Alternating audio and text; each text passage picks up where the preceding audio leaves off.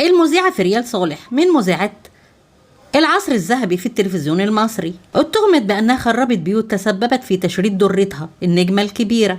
أجبرت جوزها على رمي درتها في الشارع بقميص النوم. والفنانة تحية كاريوكا اتهمتها بالخيانة مع جوزها. فريال صالح هي الضرة اللي تسببت في طلاق تحية كاريوكا.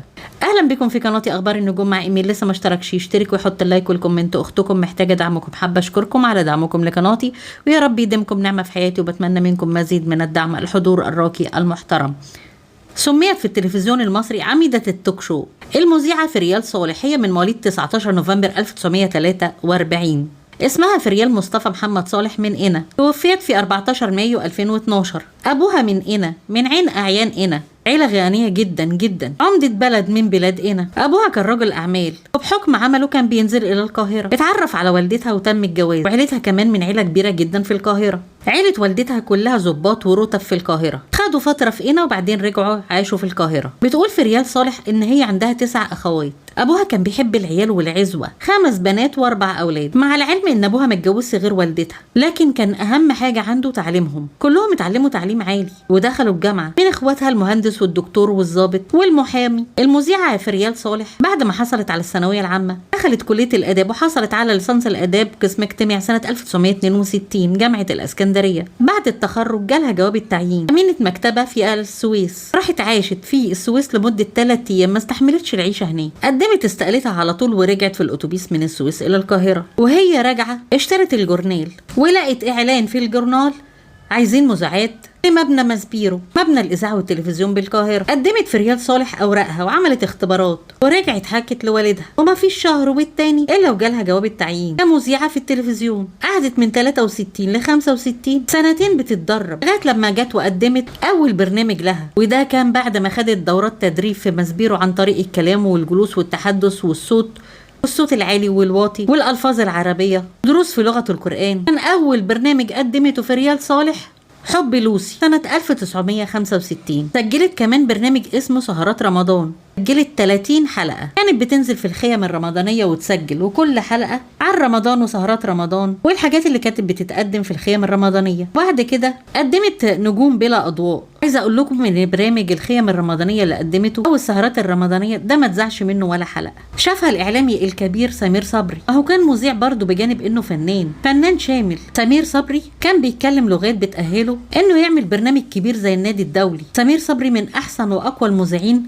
اللي مروا على ماسبيرو. كان المذيع سمير صبري النادي الدولي كان بيجيب كل كام حلقة مذيع أو مذيعة جدد قدموا معاه الحلقة. كان منهم فريال صالح قدمت معاه، وبعد فترة قامت بتقديم برامج ترفيهية زي برنامج حق الجماهير اللي نجح نجاح كبير وكسر الدنيا. أخدت فترة ثم برنامج على فين. البرنامج ده كانت بتصوره في الشارع، وكانت بتقابل فيه الناس العادية. حتى في مرة واحد طلب منها ان هو يسلم على رئيس الجمهورية، خدته بالفعل للرئيس. قدمت كمان برنامج نجوم على الهوا، برنامج استوديو الفن، وبرنامج بروفايل، ثم برنامج اخترنا لك مع نجوى ابراهيم واحلام شلبي. وقدمت برنامج 2 على الهوا، كما انها قدمت برامج التوك شو مع الاعلامي الكبير طارق حبيب. برنامج ساعة حظ وانت وحظك، وحاول تفكر او حاول تفتكر، صندوق الحظ، شخصيات ضاحكة. ومع كل البرامج دي بدأت تتدرج في المناصب، حتى وصلت ان هي بقت مدير إدارة مذيعات الربط بالقناة الأولى. الكلام ده كان سنة 1986. وبقت مدير عام البرامج الثقافية،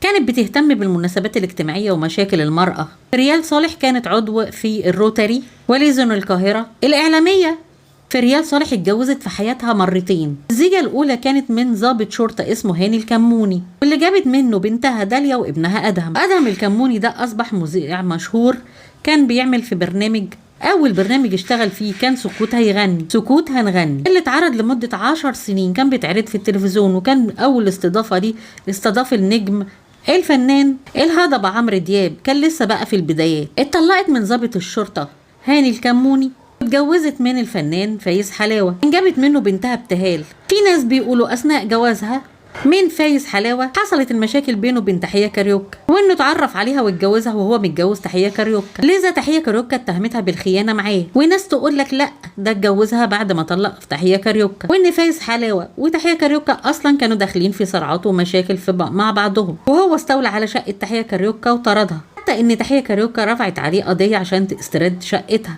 عملت فيه محضر. هو قعد في شقة تحية كاريوكا واتجوز وجاب بنته ابتهال فيها. والحقيقة انه حصل بين فايز حلاوة في ريال صالح قصة حب بعد طلاقه من تحية كاريوكا، وده الكلام الأخير المثبت. وإن بعد جوازه تحية كاريوكا رفعت عليه قضية عشان يخرج من الشقة وتدخل هي شقتها اللي عاملاها بشقها. الموضوع دخل في قضية ومحاكم. اتدخل الشيخ الشعراوي عشان يفض بينهم، وطلب فايز حلاوة تحية كاريوكا، وكان معاه محامي أخو مراته في ريال صالح، واتكلموا مع بعض. وبعد كده تحية كاريوكا سابت له الشقة، لغت القضية. الحقيقة ان الشقة كانت مساحتها 500 متر، 9 اوض على النيل. بس تحية غيرت رأيها وقالت انا ست كبيرة وعجوزة، هقعد في الثمن يعني اوضه اعمل ايه؟ كل اللي انا عاوزاه اوضه صغيره، اوضتين. وسابت الشقه في ريال صالح وفايز حلاوه يعيشوا فيها بعد انجاب في ريال صالح بنتها ابتهال. قامت الفنانه فاتن حمامه التدخل في الموضوع، وكلمت واحده جوزها امير كويتي، قالت لها ان احنا عايزين نشتري شقه لتحيه. وبالفعل جابوا لها شقه صغيره اوضتين. وقامت فاتن حمامه بجاب لها الفرش كله، فرشت لها الشقه هديه من فاتن حمامه لتحيه كاريوكا. قعدت فيها تحيه كاريوكا لغايه لما قابلت ربها. اما عن في ريال صالح، هي كانت من اول المذيعات اللي عملت برامج التوك شو. استضافت عمرو دياب، هي اول حد استضافه. اول ظهور لصابرين كان معاها في التلفزيون. واستضافت نجوى فؤاد وحسن الامام. المهم ان بعد الرحله دي